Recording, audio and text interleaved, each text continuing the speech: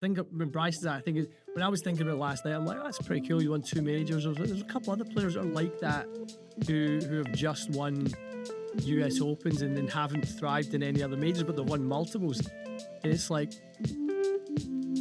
has Bryson really came that close to any other major? No.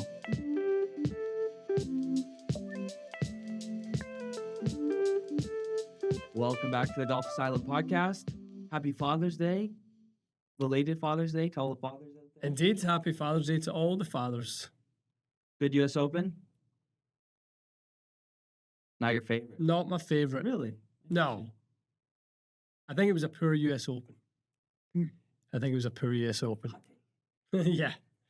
Yeah, I do. I think it was a poor US Open. And not for the reasons I would think that people might suspect. I think there weren't many, let's say, if we get into that already. There weren't that many in favour of Wyndham winning, which I thought was a real shame. I don't think that was fair. I think there's a lot of things they got wrong on that side of things with the championship. But no, I didn't enjoy the week. It didn't build into the feel of one of those major championships that will live long in the memory. I think Shinnecock's a great golf course. There was some things with the golf course. I don't know. There's some things that need to change for me to feel again like a US Open golf course. It doesn't feel like one to me right now. It's just like, so watching it, I was like, this to me feels like a true US Open. A true US Open. It felt very USGA. It felt like I tell you what, we'll debate that one then, because I felt the opposite. Really? Hey, it was an Open championship. It wasn't a US Open championship. It was an Open. I couldn't the links. And the fairways, to me, a US Open is a winged foot. It's a tight, 25-yard wide fairways. Like Shinny's wide, and it's kind of like you've got this portion of like 15 yards either side of the fairway where there's some deep stuff, and then the other side of that's wide open. Like miss it big or hit it down the middle of the fairway, you're golden. Yeah. And it's kind of like if you're a little bit off, and it was really, and that played into Wyndham Clark's because he was hitting a decent amount of fairways, but when he missed it, he missed it. Yeah. He said last night in his press conference or whatever, he was like, I drove it so poorly the last 2 days. And he's been fighting driver for the last big time. months. That's what stopped him in Canada on the Sunday. He was playing really, really good. And then TPC is very penal off the fairway. Very penal. And you hit it in some of that, it was wet as well. So there was no place for him to hide. The US, so you should not be a place to hide in the US Open if you miss the fairways. Yeah. It was too easy, I think, from that perspective. Now, it has a whole different set of challenges, and we'll get into a little bit about what you think par should be. I want to dive into that a little bit, but I don't know. I don't think they quite know what to do with that golf course. Do they stick or do they twist? Yeah. Do they bake the greens? Do they make them receptive? I mean, balls spinning back in the greens like that? Yeah. I mean, listen, Thursday night was kind of fun to watch because you had DJ and Gary Woodland was playing well. Obviously, Wyndham was playing well. Yeah. It was nice to, see some guys make some birdies. And the place was green, wall to wall. Yeah. And then you watch it yesterday and you can see the greens look like camouflage. Gray, green, brown. Really? I said to you when they did the live from last night at might have been 7:30, 8 o'clock, the sprinklers just went on the golf course. You can tell the club's like, okay, USGA. Yeah, needs a drink. Yeah. We need to get this place humming again. Yeah. Do you want to see guys spin it and stuff like that on the first couple days, and then it's a low number and someone runs away with it? Probably not. But at the end of the day, there were still times where you were like, this could get away from Wyndham. It was made 3 bogeys on the front.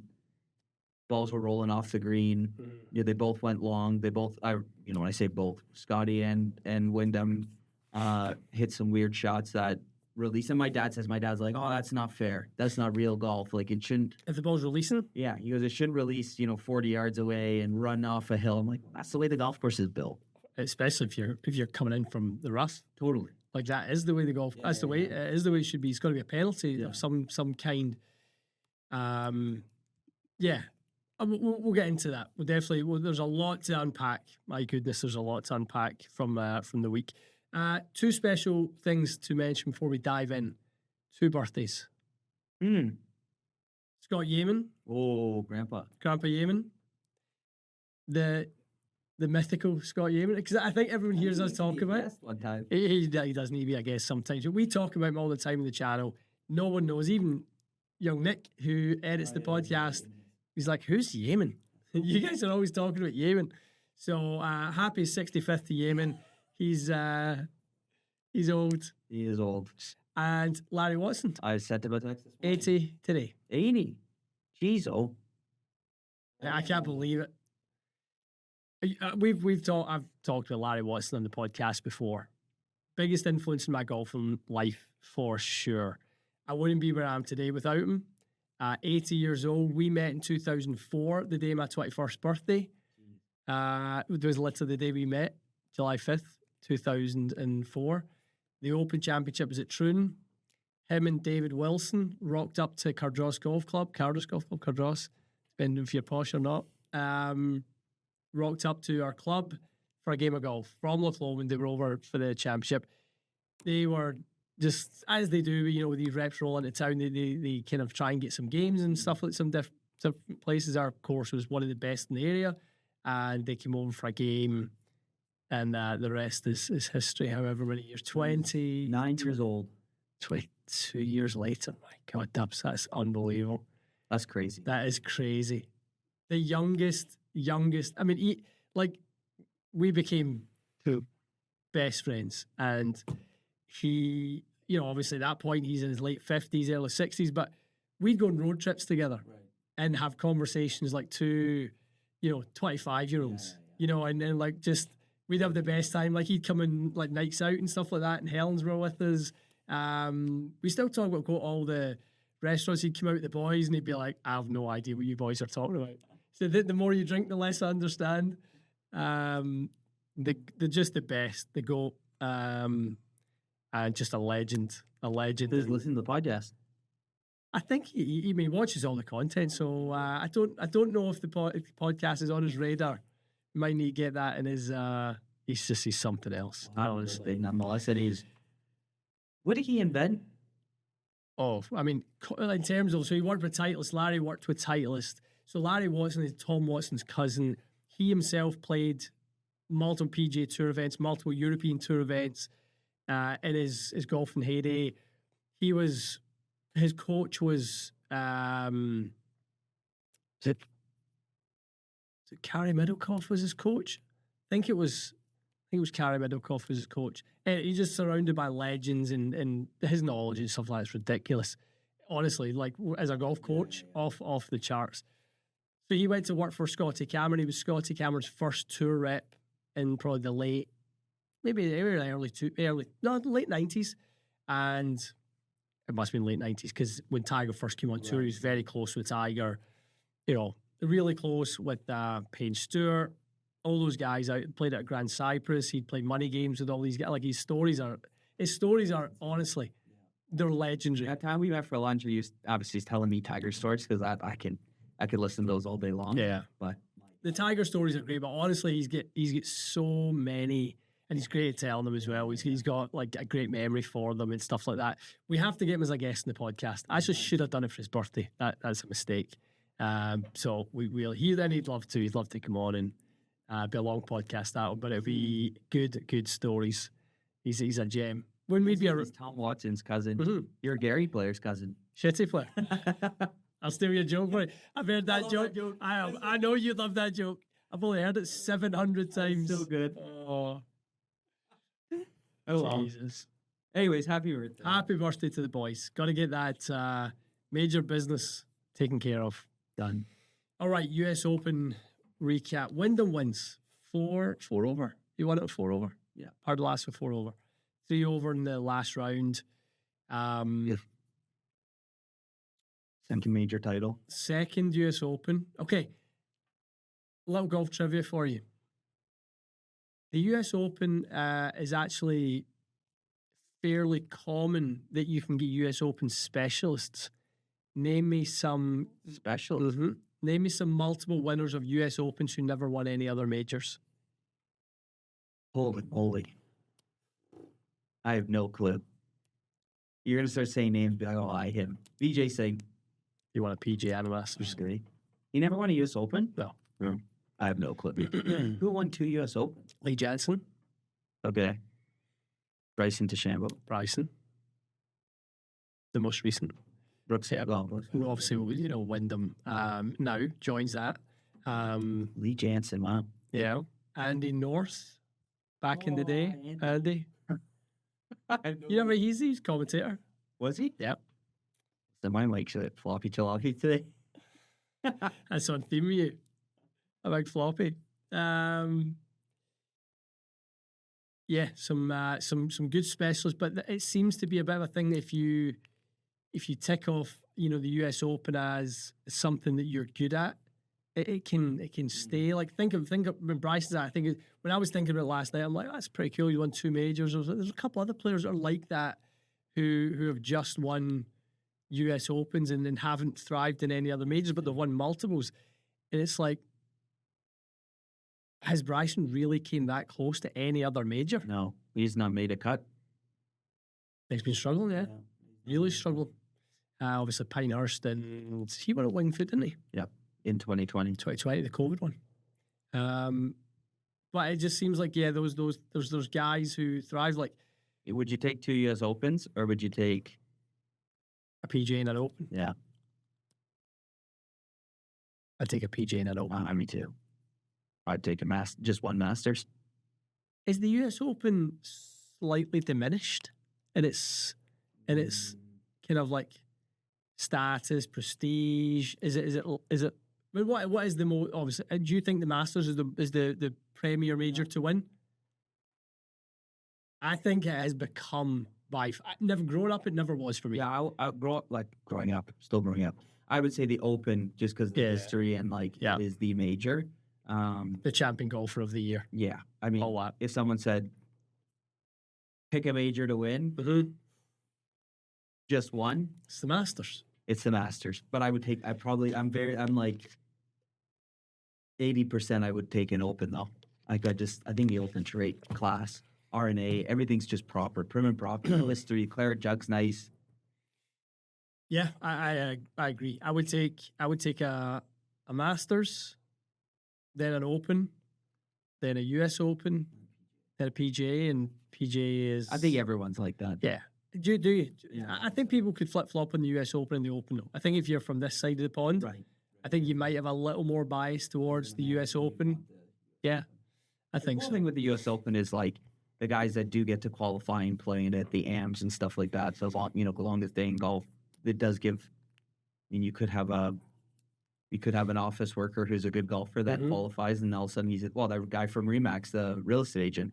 He won the U.S. Mid-Am last year, played in the Masters, or in the U.S. Open. I think that's cool too to see he's good, but he's not a professional golfer. That's not his day job. Yeah. And I guess the Open, you could have that too, right? The Open qualifying. Absolutely. You may get a guy who owns a pub that's just a good golfer. Yeah. I mean, I looked up this morning. I saw some boys that I grew up playing golf with that qualified through regionals, or they've already posted 4 or 5 unders. They're going to be okay. They're going to be in. I love that. I love the Opens. I really, really do. And part of me, to be honest, there's part of me likes the PGA as well. That I know PGA pros every year who qualify, and guys like Marty Jertson and who we know, and I like that segue into a major championship for the club pros. I think that's awesome. Yeah, interesting. Let's do, before we get into some fan behaviour and some of the other talking points, let's do a what's in the bag for Wyndham. Wyndham Clark's what's in the bag. And I'm going to apologize for the pronunciation of the putter because I have no clue. TaylorMade QI 4D, 9 degrees at 8 1/4. Yep. With a Project X Titan Yellow 60 TX. New shaft. 3-wood. Ping G440 Max, 15 degrees. Titan Black, 80 TX. Big boy shaft. Irons, T200 3 to 5 iron. QI10s, you got the QI10 3-wood? No, it says Ping G440 Max. So he's got Ping QI10 3-wood. and a ping 440 max 5 wood. Well, this is brought to you by Delta of your ex. Golf Week has him as 3 woods. So he's basically has 3 5 wood, and then he's 4 to 9 iron on this title standards, and then he's got 4 key wedges. So they must have missed one of his woods. So he's got QI 10, 15 degree with a Project X Titan ATTX and that as well, and a 5 wood in the G440 Max. And then as newly signed Ping Putter staff member, Ping Scottsdale Tech Alley Blue Onset. ALI or ALLI? ALLY. Alley. Ally would be IE. Alley. Blue Onset. Super Alley. Yeah. 17-inch grip. I think it's a 38-inch putter. Uses a Pro B1X and uses the Super Stroke Revel player cord. Just quick on the irons. T200 4 and 5s combo set. Yeah, I've got T100 3 to 5s. T100 6 to 9. Do you know what? I wonder if he did. I wonder if he put in an additional iron last week because it was going to be windy or something like that. He's starting the driver too a little bit. Well, that's two conflicting. Anyways, that's what's kind of in his bag. This got 4 and 5 iron from T200, T100 6 to 9, X7s in there. Big boy shaft. 44 degree Vokey. It's a good wedge. 44, 50, 54, and a 60L. Yeah. With his scores. Yeah. I talked to David Dusek. He's got an X4s. He's got his here's X400s. If that's a typo, I've never heard of an X400. 44 degree Vokey, that's nice. It's nice. Is it nice? Yeah, the other thing, I wish I went a raw wedge. What's that? Why? Because they're the best. The sole of the 60 is like really worn. So you don't like that? Or? I just think it looks like it's been in the bag for 10 years. Right. Is it rusty or? No, just like scuffed and it's like shiny out there. I mean, it's a lot of use, but raw's the way. I know. I just raw is the way. Different. That's all. Well, the most different you could be would be raw because they don't sell off the shelf. Yeah. All the other finishes you'll always see. I know golfers at your club. Yeah, the one thing you always that have raw wedges and stuff like that. Yeah, but you're going to see that less than a chrome. Or the black finish. Yeah. Maybe the grey one less so, which I think is really nice, that grey finish. But I think this always going to be raw. Next year. Oh, there's always next year. Scottie never got it done. It was a big chance. He looked like he was going to kind of be kind of pressing, and putting was not fantastic. And then a couple iron shots got away from him.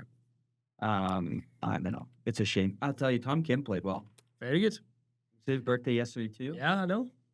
Him and Scottie on the same day. Two good friends. I like Tom Kim. I like his game. I like his swing. I've never, to be honest, I've never been to watch him. I spoke to a couple of people who watched him at the Canadian Open. Said he's painfully slow. Tom All Day Kim, they're calling him. Tom All Day Kim. Tell you though, the backswing is just, I have all day for it. That's that pro center. I mean, he probably sold like that, but like I think he must work with that pro center that did it. Well, I think she listed the wrist cradle and it's so good. Yeah. I saw the pro center boys were posting about him. Great backswing, great swing, great little swing. Good wee golfer. Over Rory. Speaking of good wee golfers. Mints. 6 over. 5 over. It's just. I mean, he was right there too. At one point, he was top of the leaderboard. He had a 2-shot lead at one point in the first round. He was 3 under. Yeah. After he made that bomb, he 597-yard par 5 hit driver wedge. I saw that, yeah. But did he say he hit pitching wedge 190 yards one day? He had 190 to the hole. He had 160 something to cover the front, and he flew the thing the wedge like 180. What was blowing? Hurricane Katrina? Because he hit his drive. I think it was 4.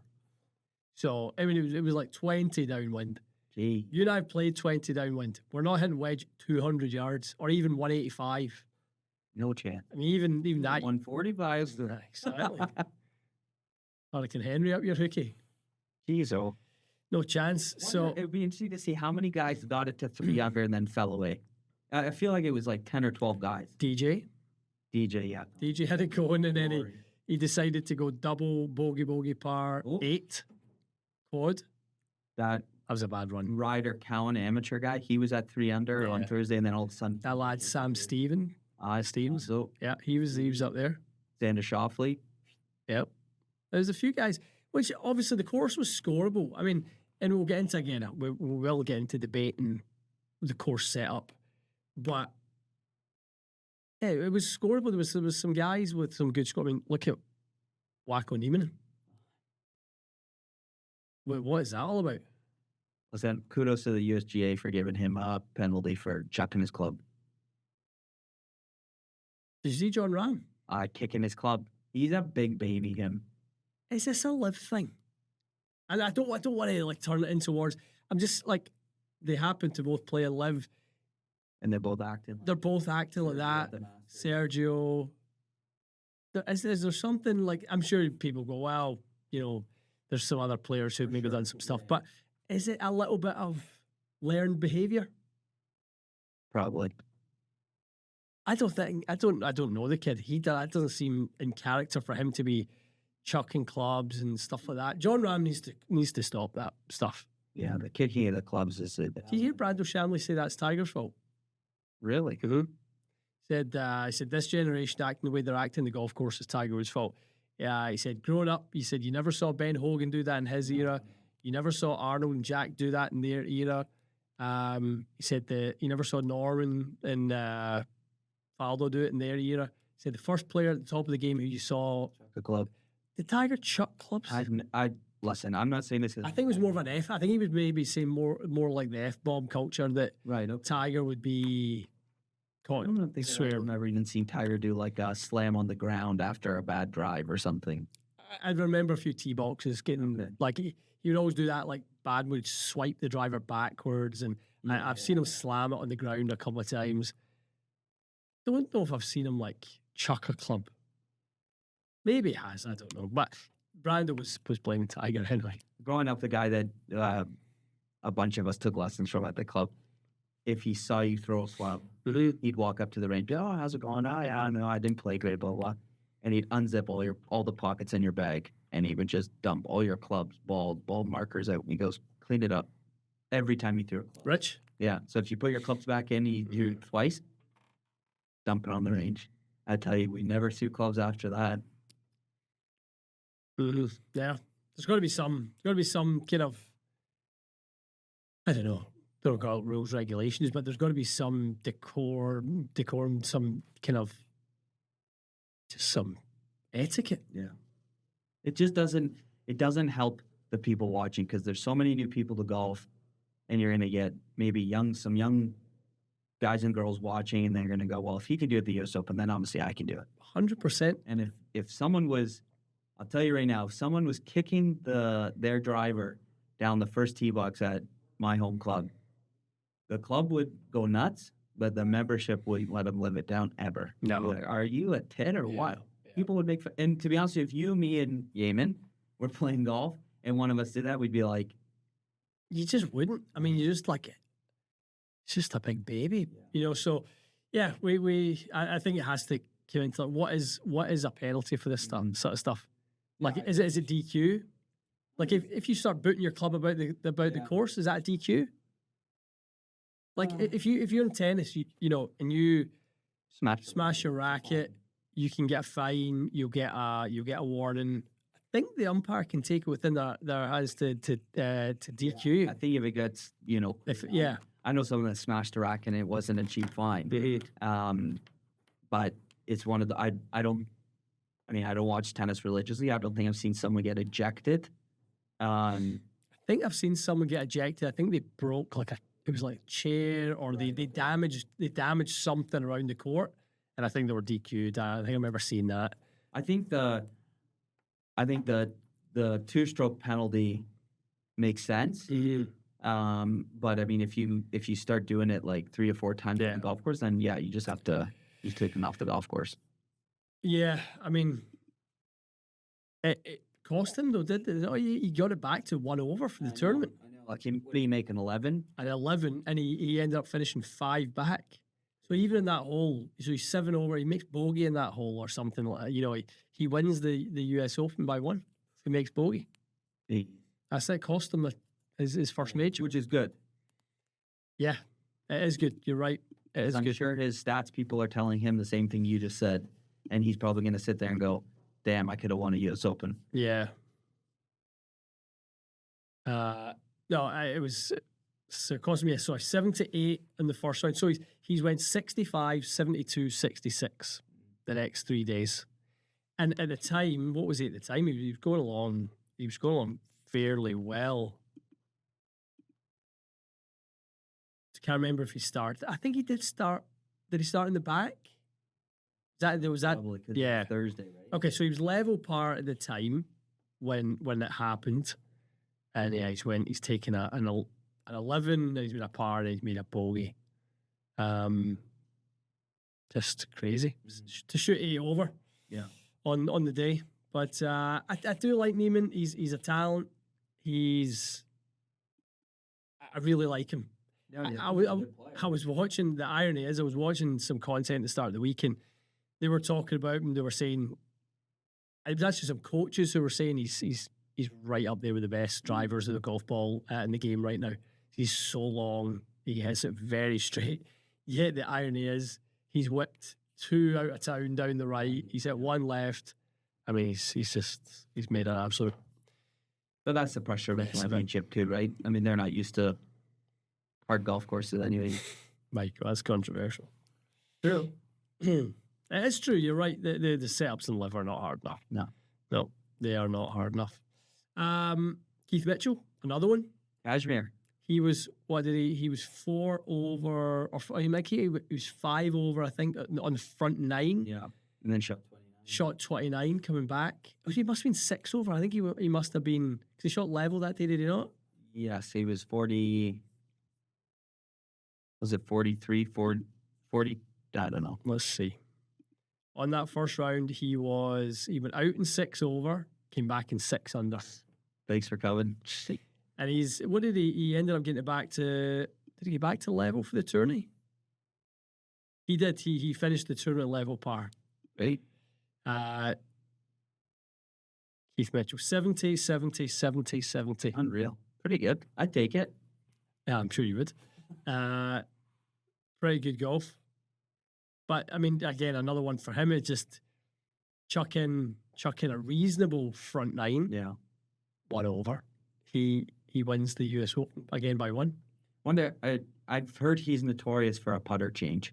He was using that Odyssey 2 ball. Remember they had that line EXO or something, so he was using that, but he's big into like the Napa putters, and he's big into like just seems like he wants a set of hickories. He wants a set of hickories, an old blade putter, and then just single strap it and off. Did you ever play with hickories? No, I'm not making an age joke, but never. No. Apparently, there's like a place to do it. Oh, there's a world hickory championship. You can actually go and play. You can have the world hickory champion. Crazy. I know a few boys who played it. All the Scottish lads played it. Really? I think they hold it at, I think it might be Royal Musselburgh. Oh, then the racetrack. I think it might be. I'd like to play there. Yeah, it's good. They can't use a normal ball though. You use a Pro V1 with it. No, I think you use there's an old style golf ball. Like a top plate. No, I think it's older than that. I think there's a special type of golf ball. I'm not honest 100%. I never have a hard enough time. Start sitting with hickories. I have a hard enough time hitting a QI4D and a Pro V1 stretch. I just have hard times in general, like the rest of us. The game is hard. Don't need to make it harder. Game is harder. Xander Schauffele, did you see his stat that he accumulated this week? His 10th straight top 15 in a US Open. That's pretty good. It's impressive. With 2 major wins. 2 major wins. PJ in an Open. 10 straight top 15s and he's never won one. He's obviously like a tough test. He's always right there, but it's going to be pretty devastating that he's not managed to get one of those over the line. Where's the next US Open? Pebble? Let's see. I don't think it is Pebble. Yeah, I was maybe she's sure Pebble. No, I would not. No chance. No chance. Pebble Beach. It's Pebble. You're right. Pebble is way more. I think Shinnecock's a way better golf course. Shinnecock at Pebble Beach is, as they like to call it, it's the St Andrews of America. That's just your preference for that golf course, but there's you can't compare the history of those two golf courses. Not even close. I don't think anyway. I do think that Shinnecock's a better golf course. Yeah, on a better bit of land. Yeah, that bit of land. It's the best. It's the best. A small little town in Alana, and it's just absolutely ridiculous. I listened to a podcast this morning. Tom Brady was talking about it. He's heading out to play. No, it was in fact it was the Overlap boys and Gary Neville and that, and they're going out to play Sabonic. And Brady was talking about it. Is that Ian Wright's a golfer, right? Wrighty's plays, yeah. Wrighty plays. I think Neville plays. You should get a wee hat like his. I would if I could get a game of him. They're just such a good guy. But Tom Brady was describing, because Roy Keane's not much of a golfer, he was describing Pebble, not Pebble, Shinnecock and National and Sabonic, and he's just like, Brady, play anywhere in the world, he's like, it's the best bit of land for golf course in the world. Playground too. 100%. He said he's going. Put the caddy bibs on. He said he's going to Ireland to play with his dad this week. Brady, there, heading over to play County Down, Portmarnock, and Adair Manor. He's playing. Good, not bad, not bad. I listened to the Golfers Journal podcast with Jimmy Dunn last start of the week. We're boys, I remember everywhere. Mm-hmm. So good. Seminole. He's Augusta, probably Oakmont. Probably Oakmont. Wherever Bob Ford is, he'll be. Time with all those boys, yeah. They collect memberships. Like, what was it they call the have you broke the 14 club rule yet? Yeah. A few of them get a few more than 14. Rory said he forgot. He's forgot how many memberships he's got. He's got so many. Crazy. Must be nice. So course conditions. Thoughts on? I mean, it was all over social media up until really Saturday. People just wanted a bloodbath. Mm-hmm. They want to see the US Open as a bloodbath. Yeah. What do you think? I mean, it's nice to see it play tough. Obviously, the wind Thursday, Friday was, it was kind of mental all week. And their excuse was they had to syringe the greens. Yeah. Wednesday night, Thursday, Friday. So it was playable. Totally. I guess. But if the wind's that bad and you have to syringe the greens, they're obviously going to be soft. Guys are going to be able to. Can we stop calling it syringing? Well, that's what they said. Can we call it watering? Well, I think there's a difference between watering and syringing. Well, you're putting water on it, you're not syringing anything. They were in there with the needle. No, they were. Oh, I saw them. They're hosing it down. They've got a hose. That's what the USGA calls it. I don't really care whether. Can we call it syringing, crying, raining? It doesn't matter. Okay, I'm gonna water the blood out my arm. No, draw the blood out of your exactly with a syringe. That's what a syringe is. It's syringing the greens. We're watering the greens with a hose. Maybe they were syringing them. Oh, I've seen them. Injecting them. I thought them awesome. Injecting a little water back in them, apparently. But yeah, it's hard, isn't it? It's very difficult because no one's got control of Mother Nature. So is it going to be windy? Is it going to be dry? Like, are they going to flip and it's going to, it's going to pick up to 35 miles an hour, ball start moving the greens? Wyndham Clark finishes his Saturday round at 8:30. Yeah. So they start interjecting that sort of stuff. You don't finish the third round. They already had guys having to come back and finish the first round on the second day. Mm-hmm. Like, you've got to control the things you can control. Yeah. So I don't think it's that easy to just say, oh, let it go au natural and turn it into a bloodbath. No, I didn't like like I said yesterday, I didn't love the look of the greens. It just looked like camouflage. The problem is if you want the score to go lower, don't have 45-yard wide fairways. Yeah. If you don't like the scoring being where it is, the greens have to be where they are. Penalise them in other places. Now, I think the nature of the membership is they don't want that course to become US Open style just for that. So they don't want them bringing those. So they'll control what that is, regardless of what the USGA want. I opened Twitter yesterday for the first time in 6 months. I don't use it. And Mark Calcavecchia tweeted at the USGA, he's like, "Will Scioto's fairways be 45 yards wide? Because it won't be for the US." No, but that was my point earlier on to you about, like, it just didn't feel like a US Open. US Opens don't have 45-yard wide fairways. They just, it's just not the way that it should be. They should be. Beaumont's fairways are pretty wide. I mean, they're probably the widest at certain ones. We've played there. They're not wide at all. They're like, even for the average membership, they're probably 30 odd yards wide. I mean, they're pretty tight. I mean, these average 45 or something like Shinny. Like all the players were saying, like, it is not in small landing spots. Now, the thing with Shinnecock is you're hitting into some angles in some of them. You've got crosswinds and stuff like that. So, but I think for me, if you want to challenge the course or challenge the players on the course, don't mess up the greens. Yeah. Just because previous Opens at Shinnecock, that has been the defence of the course, has been the greens. People think that's the only option. But it's clearly not the only option. What's interesting at Shinny is like you have the fairway and then their first cut, which is their rough, and then they have fescue. The rest is all fescue. That rough didn't look ridiculously long. No. I mean, look, Wyndham Clark was in it on 18. It was cut pretty short, so it's like your second cut or your caller should have been 4 inches. You know, every week of a major, they drop a ball in the ground. Oh, look how long the rough. You're so cynical of that stuff. I mean, it should be long. It's a major, but it was like fairway, shortcut, rough, and then the fescue. And there were certain areas of fescue was bad, and there were certain areas the fescue was a bit wispy. Like, boys got shots out of it. I didn't see one guy hit a shot where it, like, advanced 5 yards. So I saw Bryson, and he obviously was doing it for content, but in the practice round, he dropped the ball in the heavy stuff and tried to hit it out, and he to your point, like, it went like 4 yards. Right. Didn't see one shot. Now, I'm sure there was, but those boys are probably the back end. That's why they're at the back end of the field. But there was a fair amount of golf on TV. You didn't see that once. No.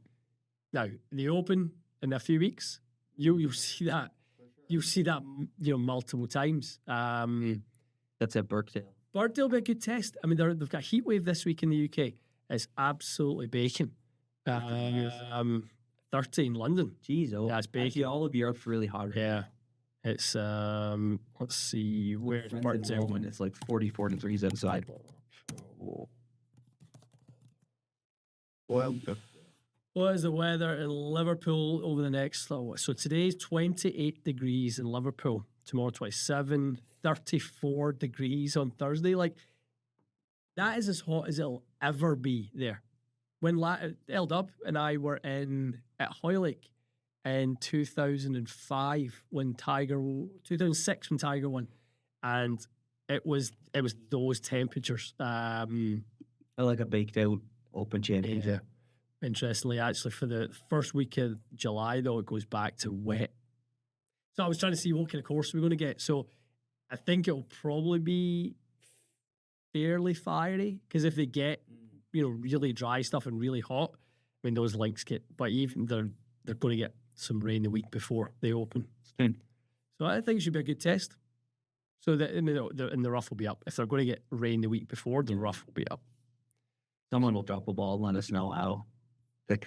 Guaranteed. Honestly, I'm so tired of that stuff. Every single time. Oh, dropped the ball. I can't see my shoe. I would know. We've played golf too. Brutal. Anything else from the US Open? Anything else you want to dissect, digest? No, I discuss. Just go out there and play it myself. Not in US Open conditions. It's good. It's good. There's some great shots out there. I mean, the Redan 11th. It's a bit ridiculous, that hole, though. It really is. I mean, it's, when you see... Have you ever looked at the green map of that? No. Just got your Arcos up. Pull up Arcos and Shinny.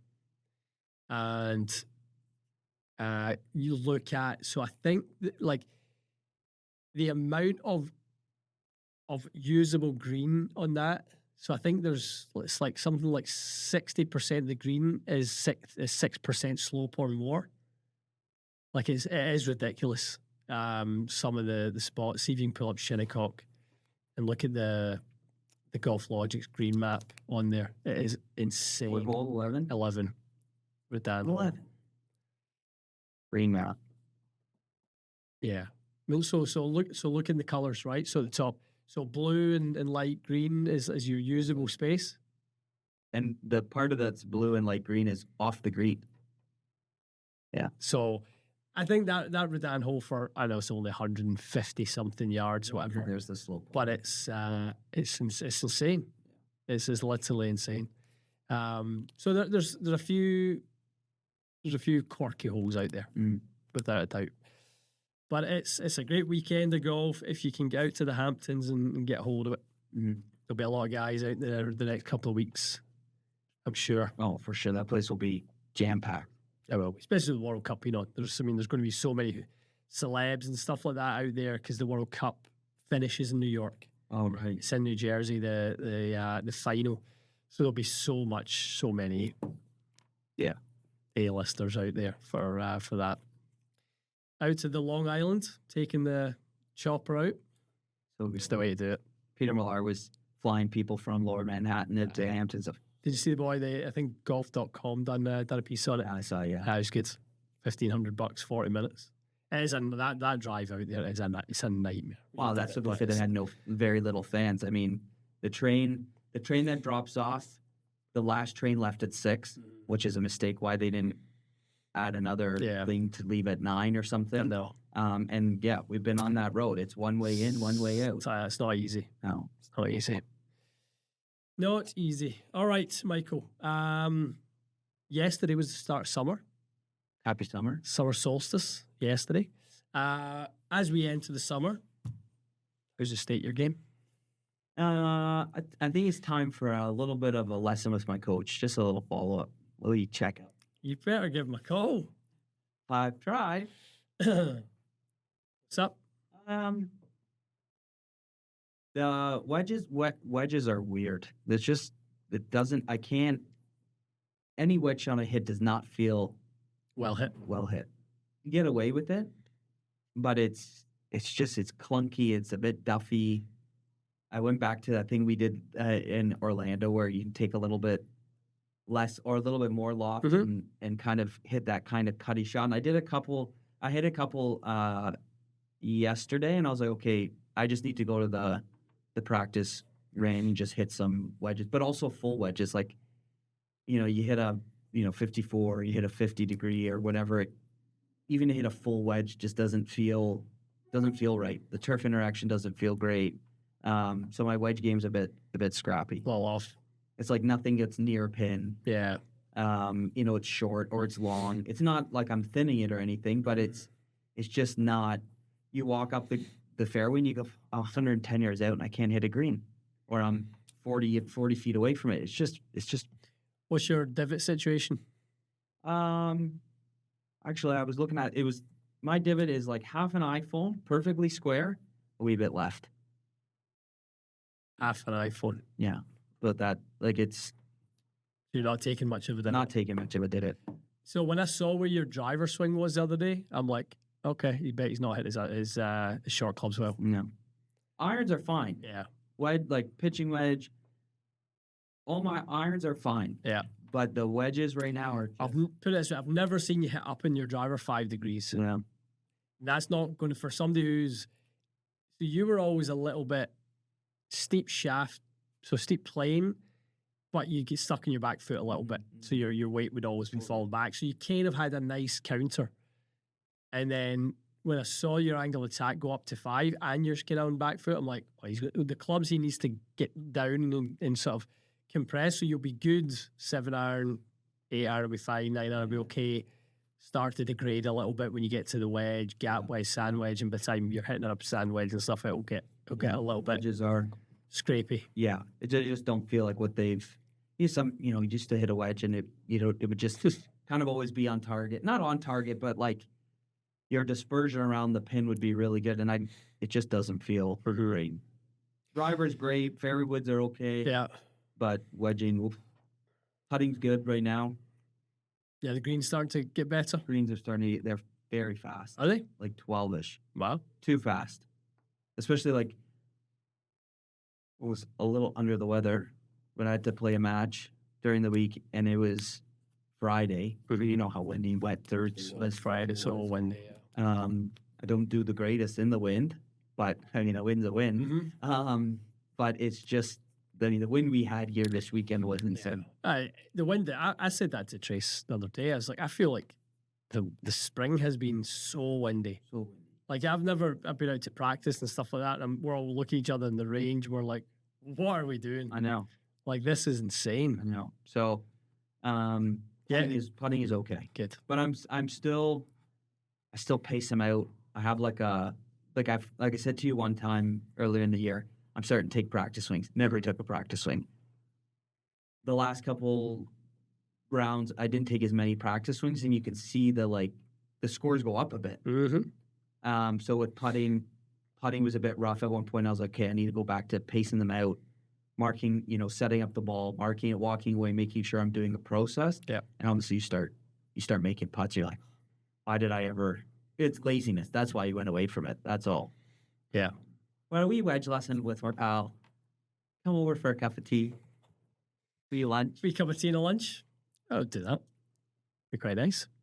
Yeah, I've not played much golf. I played. What was it? Last time I played it with Rick Cragburn. Probably. What was that? 2 weeks ago. Probably 2 weeks ago was the last time I hit balls. My game was actually really good. Like, scoring wise, it was. I think I had 5 birdies. I think I was 1 over. But there was a couple of 3 putts and 1 or 2 loose drives. Yeah. Like, just the odd one from that would sneak in that would go. I don't see the left side of the golf course anymore, which is interesting. It's just a little bit like at times I can get a little under it and just lose it a little bit right. But like a pushy, not like a high rate gonzo. Depends. Right. It can be a little of that early in the round until I kind of get into it. It's interesting. I don't see it in the range before warm up too. Interesting. Yeah, there's. So yeah, I need to get some golf under my belt. Just different things. Busy kids, all that sort of jazz. It's not been easy to play an awful lot this year, and the weather was really not that good at the start of this year. It was kind of a little bit. I mean, every day it said it was going to rain, so you're like, oh, I'm not going to play today, and then or windy. It was one or the other. It was one or the other. I'll tell you, the wind. I don't remember a golf season with this much wind. No. Is that this El Nino that kind of weather sort of system they're talking about, or is that not really kind of taken? Must be. The weather's been weird. Has been a weird weather pattern. I don't know what this El Nino brings. Cool for us, so it kind of like splits Canada down through the middle, and it's kind of pushing hot air west and cooler, kind of more unsettled temperatures east. So we are getting the brunt of that, unfortunately. Yeah, Vancouver's getting like a decently cool July. Yeah. Whereas last year, remember, it was in the 40s. Yeah, baking. It was absolutely roasting. Yeah, we had some warm days, didn't we? And it was kind of either one or the other. Like today's 15 degrees. It was 15 driving in today. Chilly. It was. But it's also wet today. Yeah. Which is Monday's maintenance day. That's the way into. It's closed. Is it? Is your course closed on Monday? Closed only till 11. Right. Or something like that. Which is not. A day off's needed. A little day to rest and recover. World Cup update. Oh. Scotland. I know. Scotland lost. Morocco. 1-0. Tell you what. Missed opportunity for the Scots. But you said their chance of winning against Morocco wasn't very high. No, I mean, Morocco are 7th ranked team in the world. They won the African Cup of Nations semi-finalist last time World Cup. I think Scotland saw all of those things and thought, we're probably going to get turfed here. Morocco scored in 71 seconds, and they probably thought we're going to get absolutely battered. I did. At that point, I thought we're going to lose 3 or 4 here. Oh, really? Yeah. When you lose a goal in the first minute or minute and a half, I think the writing's on the wall that one team's getting their tail up. But I think as the game went on, and Scotland were definitely not being overrun. And then towards the end of the game, it was the Scots who had the chances. Yeah. 2 penalties. Could have had 2 penalties. 1 definitely, but big shout for 2. But it's just been great seeing the fans in Boston. Just, I don't know. I just it was something. I watched a thing yesterday of a guy. He's probably in his early 50s, and they were talking to him about, how's your World Cup experience? He burst out crying, and he basically was saying, he's like, I was supposed to be here with my best friend.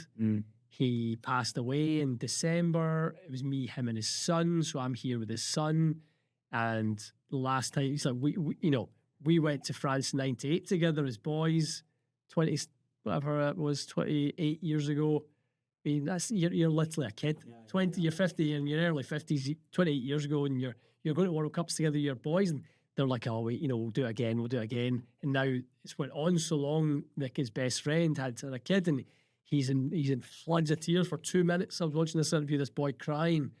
I'm just like, wow. Yeah. This World Cup's something else. Kudos to the Tartan Army, because their marches through the city, people loved it. No one got silly. No one fought anyone. Can we just make one of these people the Prime Minister? Or these are proper people, and look at the World Cups. Like the Dutch. Did you see the Dutch coming into Houston? Yeah, like unbelievable. I don't think and like, no offense to like America, but I don't think America expected this type of like football. Probably not. Football society, as you know, in Europe and the UK is a different animal. It's a different animal. But like I said, nothing was, at one of the end of the Knicks games, there was a fight between the Spurs one or whoever they were playing. I don't know. I saw that in the streets there. And then yet you have, Scotland's lost against Morocco, and there was no one was stabbed, no one was slapped, no one was, they put a couple of cones on. They'll go drink together, it's whether it's Haiti, Morocco, whatever. I mean, Scotland and Brazil, I guarantee they'll do the same in Miami. They'll go, I saw. Wasn't the same win or lose, we're on the booze. And that's what they'll do. There was a boy in Miami, and the restaurant gave him the iPad to play the music, and he played Yes Sir I Can Boogie and Flower Scotland. The minute he sat there, the whole bar was full of Scottish people after. Yeah. And they asked it was like a news reporter or whatever, and they asked the restaurant owner, like, what are your thoughts? And he goes, they're polite, they spend money. Yeah. He goes, what's there not to like? Fill your boots. Yeah. I know. There's a lot of stuff going on in the world. Yet when you see the people of the world come together, people of the world love each other. The world leaders don't love each other. All the politics nonsense. It just shows you, the world is not as broken as we think. It's made to seem like it's more broken than we think. Totally. And when you see cultures come together, it is. Yeah, you would hope remarkable to that and go, wow, okay, we can reunite a country, we can come together. They don't want to though, but that's why they've done it in the first place. Together. Correct. Money and battle. 100%. It's a shame. Yep. War is profitable. Anyway, that's not what this podcast is about. Oh, good. I love it. You do love, Westminster on a Wednesday. Did you watch it this morning? No, I didn't. I did. Oh, it's not so I did, because I was like, here. Resigned. Yeah. Gear dive. Some new gear. This morning, we saw the new Strixon Rocket Woods RKT. Yeah. Look quite nice. I like the look of it. An LS. LS Plus Max and a Rocket. LS Plus. So Plus is the core. And then there's a Max. Yeah. Right. I like the look of it. Looked aggressive. What we hit the last one, I think, a few years ago. The LS. It was quite good. It was good. It was very low spin, wasn't it? Yeah. Super low spin. That one. I think their drivers sit nice. They look good. Carbon obviously looks great. You had a 3 in the bag for literally a minute. You talk about me, my spring flings. Great 3-wood. Did it get dirty? I don't think it ever saw the light of day. He went outside. He did it once. You get tossed in a bush. Got a sunburn and said, "Pull me back." I know. Project X Titan was in the bag as we done the What's in the Bag with Wyndham Clark. Interesting shaft. I'm keen to try that one. Was it one? Did you have a Titan Black? I never got one, no. I have one at the house. I'll Yeah. put a tip on for you. What stiffness do you get? 6? 6. 6.0? Yep. Yeah, I'd be keen to try the Titan. I definitely want to try the yellow. 3.5 points on the counterbalance. The yellow looks good. Reduction. I like the yellow. Well, I was never the biggest fan of the hazardous black, but I did like hazardous small batch yellow. Boy, we did some fits with that. We did. It was very Looked popular for us. And the red. See those Cobra Fairy woods back then with the hazardous red? My mom used to strike those things. So good. Yeah, I think that. I mean, definitely the guys, Don Brown and the boys at True Temper, they were very bullish on that Titan design, that EI profile on the Titan. The sort of not a soft handle, but they call it like a very elasticy handle. Midsection and tips super stiff. They say it's tons of energy and very, very stable. Soft handle and elasticy handle would be like watering and syringing. It's the same thing. Elasticy handle. The elasticy's a wee bit soft. But obviously recovery time. Is that the same as syringing and recover. The drying is drying. honestly. You love syringing because it's a USGA term. That's why you like it. You can't just call it what it is. That's what Brandel Chambly said. Well, we're not going with what Brando said. I like Brandel. You don't? He's fine. But I didn't like he called out Tiger for John Ram having a tantrum. I didn't even hear that. Though. That's a bit of a dick move. And he used to, back in the day when he would change his swing and he was always working, trying to get evolve, like it was like a weekly. So like I've got scar tissue with Brandel and all that sort of stuff. Some of his stuff is fine. Some of his analysis is decent. I think he's softened. I think McGinley softened for sure. McGinley puts him in his box pretty well. So I think McGinley does a nice job putting him in his box. So they're a good balancing act for one another. So I'm still not having syringing the greens. Tell you what, see if you went to Scotland and said, "Oh, we're going to syringe the greens," you'd get battered. Oh, we're going to have you syringing. I bet you say during the open. We're going to put some water in the greens. That's what we're going to do. Water. We drop a water. Bryson's new driver this week, thoughts? QI4D built for him, 200 plus. I mean, I didn't see any numbers or anything like that. Well, his numbers looked okay. I saw Wonder was doing some stuff with them on the ranges. It didn't do him any good. He was on the the Greyhound back into Manhattan Friday night. I doubt it. But nah, no good. But I think that's what they should do. See if you miss a cut. Send you in a bus. How to take public transit home. Economy. Who was it? I saw someone recently. They literally posted that it was like a superstar, and they were posting that they were literally in like row 37. Always not a superstar. I'm not going to call Max Homa a superstar. It was Max Homa. He was on some like economy flight somewhere, back in the bus. Spirit. Well, aye. Indeed. R.I.P. Spirit. R.I.P. We had a nice flight with them, didn't we? From Buffalo to Orlando one time. That was so good. Oh, that was one of my favourite trips. You and my dad eating Skittles. Watching the Sevi movie. We had an earphone each, I think. Wow. So good. Yeah. Now Bryson's get the new big dog. Listen, I don't think I ever thought that crank driver was going to be the answer. No. What I don't understand is what was the loft on this crank? Like 5 degrees? Right, the loft in is telling me 7, isn't it? Yeah. I don't know exactly what the loft was. I think it was on the low end anyway. Maybe, I don't know if he plays it open. Maybe the 7 played down a little bit or whatever. Yeah, I'd love to talk to Andrew Oldno on the driver specs, and looks good. Yeah. I like the look of it. Bit of a different. It'll be better than a crank, that's for sure. Crank stank. Crank stank. Wolf. That's- Built a new crank back in the Oh no. Yikes.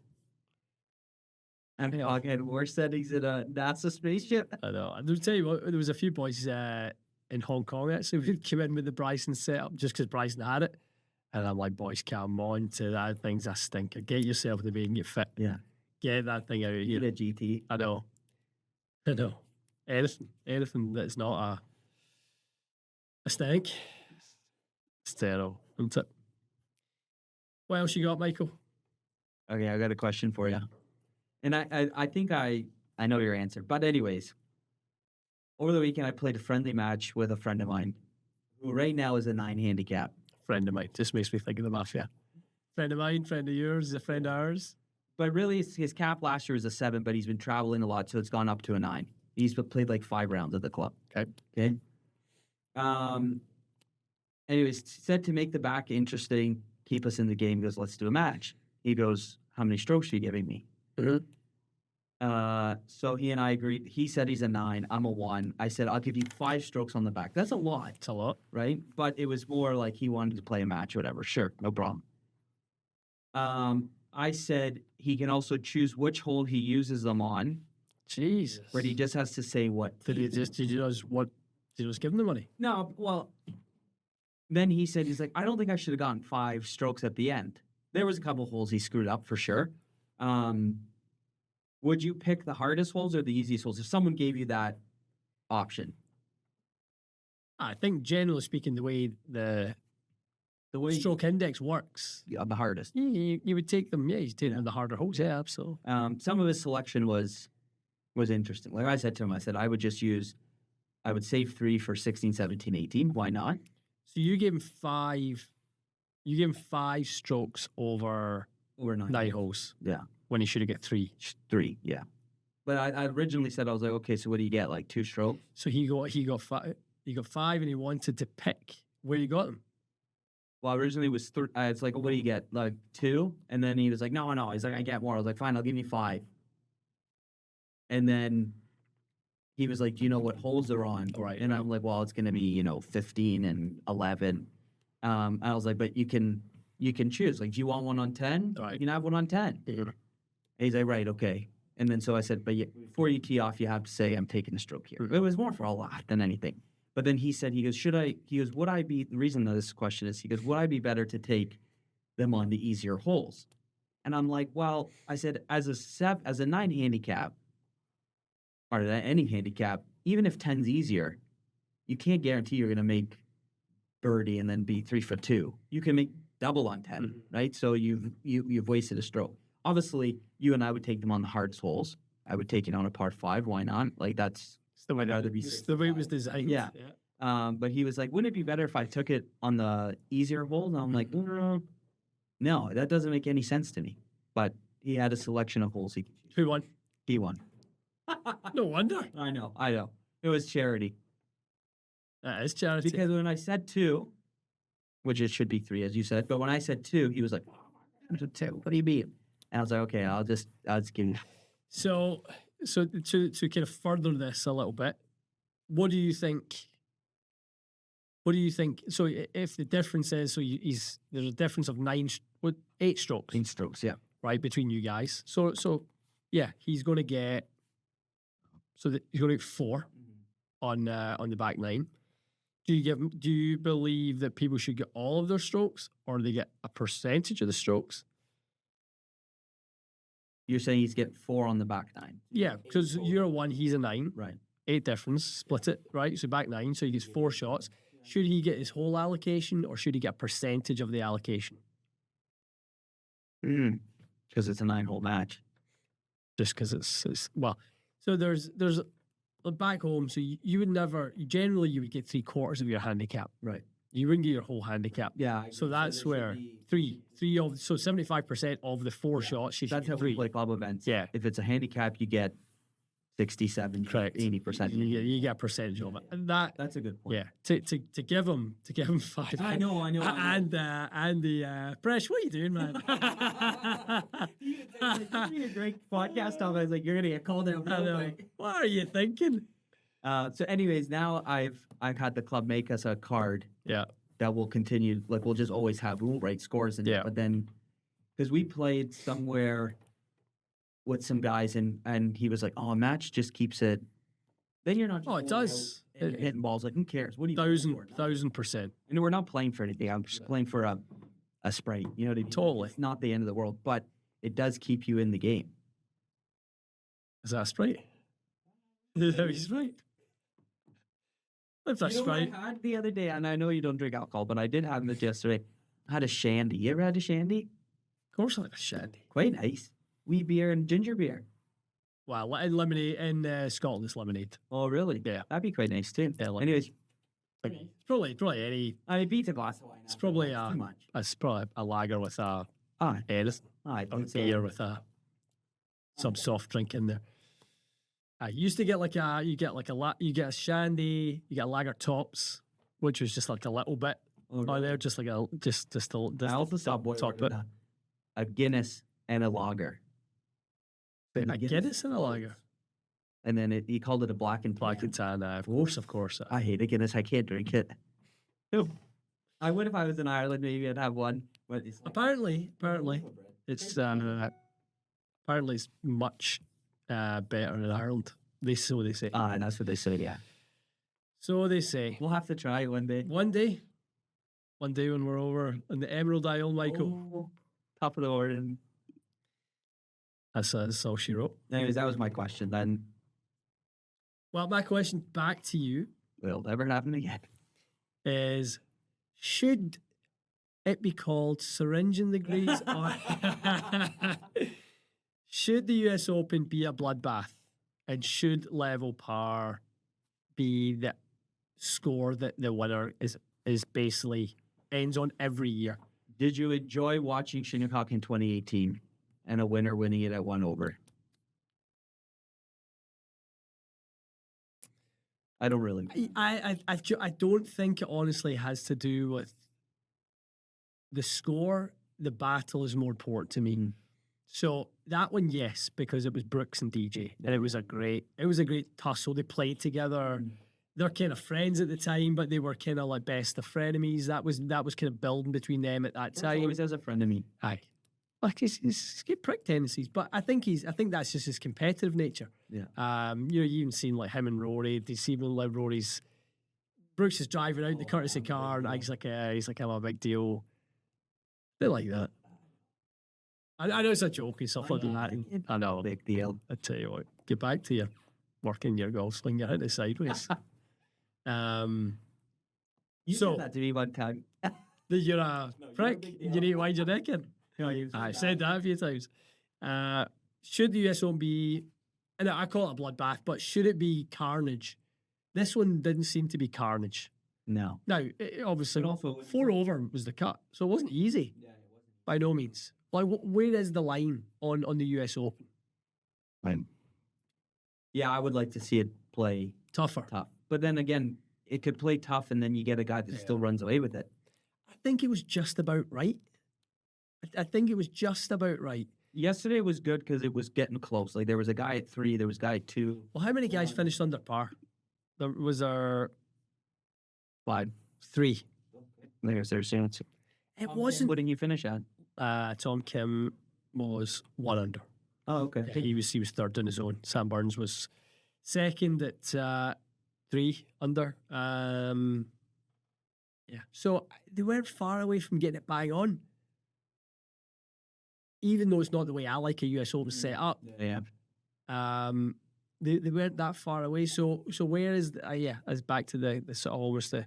What was a better setup of US Open in your opinion? LACC because you saw it. I liked LACC. Me too. I thought that was good that week. That felt like a US Open. Yeah, to me, I just think of US Opens like straight, tight corridors. I kind of think of it a bit more that way. I think back to like the congressionals of the world, those types of courses. I think National one was cool. when's Marion? Is that 28? Yeah. Yeah. So what do you think they should sort of land on as Yeah, I mean, I don't want to see a US Open at like 15 under. I think that's just another PGA Tour event. I do like, my dad was complaining about, like I said to you, balls were rolling off, 40 yards. I'm like, I like that though. Like, to me, it should be difficult. It should be tough. I mean, it technically can become the People's Open. You could have an AM win that. Yeah. So yeah, the tougher the better. I think this week was tough because of that win. Like, that's like you said, you can't control that. If it was flat calm, would have been a birdie fest. I don't know. Yeah. Well, let's look at the next venues. Pebble, Winged Foot, 28. Back to Pinehurst, 29. I like Pinehurst as a US Open venue.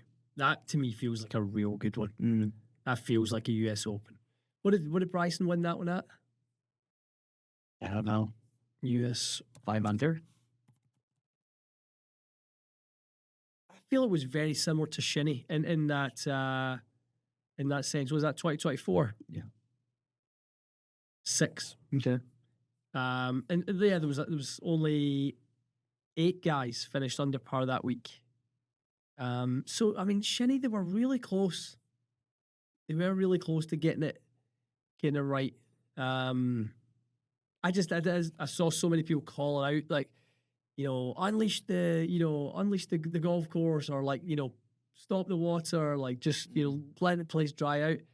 They got it pretty damn good. Yeah. Without the spectacle in the end. That's what they were. No, but it's like unleash the golf course, like unleash the beast. Stop protecting it from being what it is. I mean, damn, they really close to getting it right. I honestly enjoyed the US Open this time. Did you? I thought it was quite good. My lack of enjoyment is just where golf is right now. Yeah. It just doesn't have stars. Yeah. It's got stars, but the disconnection in the game. Rory's not playing very much. Scottie's not where he's been the last 2 or 3 years. He's not quite firing. John Rahm is just not my favourite kind of golfer. Anyway, when he's good, he's good. I just don't love to see, the sort of behaviour of what, and then just there's a lot not to like. This again, I would have loved to seen Tommy do it. I would have loved to seen Fitzpatrick do it. Cam Young, like another name. Yeah. Fitz going backwards on the weekend was a surprise to me. He was 3 under going into Saturday. His brother played okay. Did his brother? I think his brother was better than him. No, it was maybe at one point he was, but Alex Fitzpatrick. Did he have the Fitzy boys have a bad weekend? Did they? You keep scrolling. It must be a bad weekend. No, but to be fair, I think I missed him. Good tickets on the Greyhound. Made a few quid, those boys. Did you see Miles Russell and his dad walk up the 18th together? I like that kid. Me too. Someone commented that Alex Fitz, he was 1 shot worse than his brother. One shot. Someone was like, "Oh, the USGA's lost the plot. Really? There should be a 2-stroke penalty." And really, this shouldn't. I think it's first of all, he's asked the USGA. That's proper. And if they've said yes, then obviously it's game on. I think that's a cool way to play in your first US Open with your old man walking up 18. My dad would have asked for a trolley. He'd have said, "Nate, I said, you have the cart?" I know. He would have said, "Oh, you're all right." I'll see you up in the green. Nah, that was cool. Would I want to see it becoming a thing? No. We're on 18. Everyone's dads are out. Now, would you say that on the tee you can swap a bib? I wouldn't want it halfway down the fairway. Like on the 18th, if you have the option to kind of walk up 18 with your pops and a US Open, would that be a good thing or a bad thing? Yeah. On the tee, you got to like no break and play, no this and that. Kenny, you've got to be out the tournament really. Maybe. Yeah. I don't know. I think you have to control it some way somehow. He's done it after he's hit his second shot. He knows he's got a putter in hand. Correct, and he's. I don't need someone to rake a bunker or correct. Yeah, he's not going to make a mess. He's not getting in somebody's way. It's like he takes the whole cup out. Beat it, stand up there. I know. I listen. It was a. Sevy be handing him a card. It'd be in a ballpark. I know. Do you want a calendar? Oh man. Yeah, it was cool to do, cool to see, but we don't need to see more, but it's fine. Yeah. Cool. One and done. Yeah, one and done. Why did Miles Russell get to do it and no one else gets to do it? That'll be the thing. Well, that's the other thing. So the PGA That's the thing. Tour was tweeting about it, and someone commenting like, "Why is the PGA Tour tweeting about a non-tour player?" And I'm like, guys, he's 5 years away from being on the PGA Tour. 5 years from potentially winning a major. Relax. Oh, yeah. The kid is a major championship worthy. And waiting, yeah. So yeah, I know people are just angry. Be like the Tartan Army. Have a laugh. Be like the Tartan Army. That's the moral of the story. Like the Tartan Army. Win or lose, We're on the booze. Good, that, isn't it? I feel like that. All right, guys. That is the US Open roundup and recap from the boys. Is that 59 minutes? No, it's not. It's an hour and 15 minutes. Jesus, we can talk a little bit. Honestly, with the best of them. Nice. With the best of them.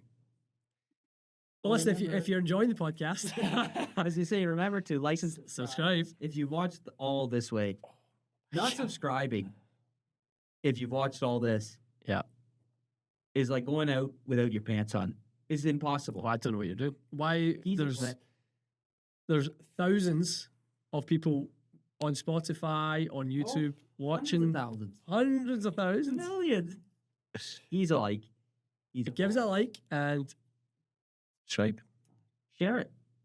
Tell your friends. All right, guys, we'll be back next Monday. There is, what's on this week? Travelers. Signature event, last one of the year. Do the ladies have a major? Yeah, I think so. I think they have Something to do with hockey. That's what TaylorMade's release was like hockey. I think the girls have is it KPMG? I think KC? XYZ? Women's PGA Championship. Is it this week? June 20th. It is. So Nelly going for her third major of the year at Hazeltine. Ooh. Nice course. Do you think she'll win it? Nah. I do. Oh, okay. Yeah, I think she'll go for number 3. I'll bet you Starbucks. Deal. Okay, we'll be back next week to do Alpha Drink my Starbucks. See you then, guys. Bye.